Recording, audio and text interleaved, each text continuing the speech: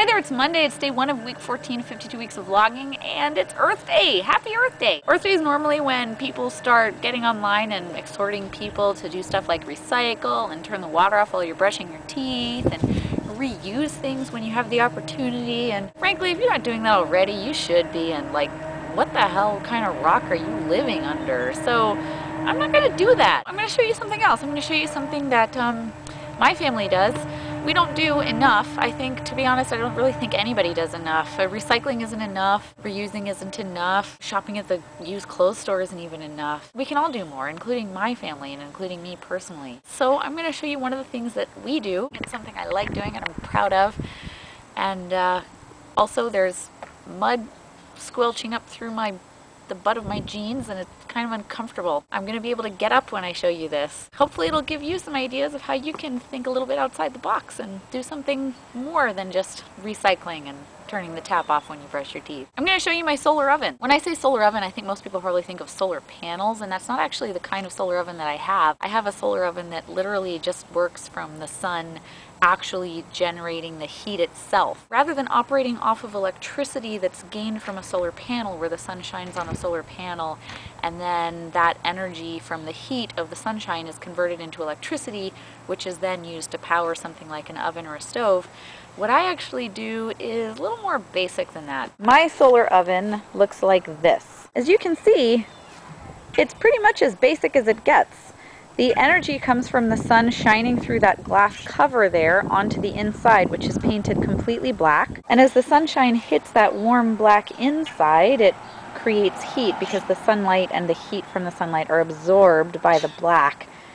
You can see my sun oven has a couple shiny bits inside. That's where it needs to be repainted. That black pot is full of food. I'm cooking leek and potato soup today. And that aluminum collar forming a frame around it is what deflects even more sunlight in towards that black tub in the middle there. The glass door sits on a ring of rubber going all around the opening of the oven, which forms a nice seal. It keeps the heat in. And as you can see from the side, it really is that simple. It's a black tub, painted black on the inside with a glass lid and an aluminum collar going around the outside. This leg back here adjusts.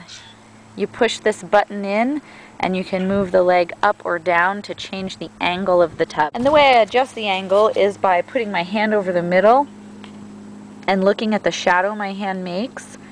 And as I move my hand out in a perpendicular direction, if my shadow moves up, then it's not angled up enough.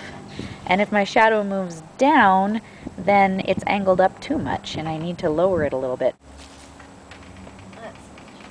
Raise that up a little bit there. Usually when I tell people I cook with a sun oven, they think it's a little weird. They don't think a sun oven can get very hot, but as you can see, it's pretty late in the day right now, and the sun oven's still 100 degrees Celsius inside, which is pretty hot. It's hot enough to boil water. And in the middle of the day when the sun is at its peak and the rays are coming straight down and they're hotter and more direct, the sun oven can get up to 200 degrees C in there. I've even made bread in my sun oven. I can't cook with my sun oven in the wintertime here, unfortunately. The sun doesn't quite get high enough in the sky for long enough in the day to cook anything thoroughly. But I cook with it for about 5 months out of the year.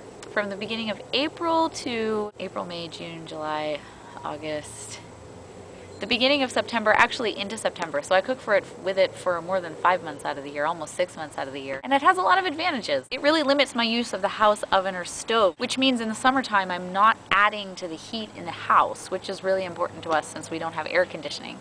We use fans and, well, that's what we use. Actually, we also finished our basement, and in the summer, that's a real blessing. The basement's nice and cool in the summertime.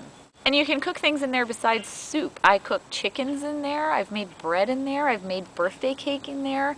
I cook rice and pasta in the sun oven all the time. One time I boiled eggs, that didn't work out so well. But pretty much anything sauce or soup-like or casserole-like would work really well in the sun oven. You can think of it a lot like a crock pot, except that you keep it outside and it doesn't cost anything to run. I really like my sun oven. I think the neighbors probably think I'm pretty weird for using it, but really, if you have a crock pot, you may as well have a sun oven too.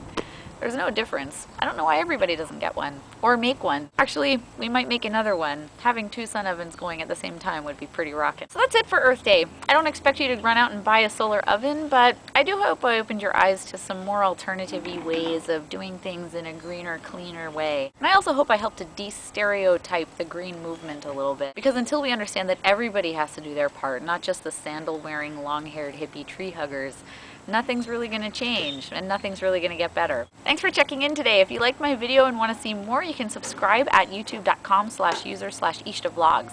You can also find me on Facebook and Twitter, links down in the description. Thanks for watching. I'll see you tomorrow.